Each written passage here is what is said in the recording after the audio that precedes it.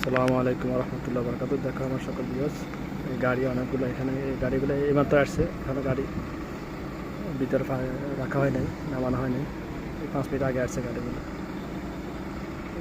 যে দেশে, আমাদের দেশে যে হারে মোটরসাইকেল এবং সাইকেল ব্যবহার করা হয়, এই দেশে ওই হারে গাড়ি ব্যবহার করা হয়। মানে জনপ্রতি মিনিমাম একটা গাড়ি থাকে, প্রত্যেক ফ্যামিলিতে 5-7টা গাড়ি আছেই।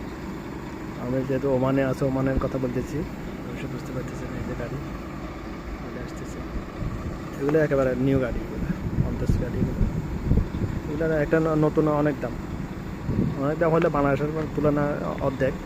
কারণ বাংলাদেশে তো হারাম করার মানে কীভাবে গাড়ি পাবলিককে লুটবে, বিভিন্ন নাম দিয়া সরকারের পক্ষ থেকে ওই চেষ্টায় থাকে।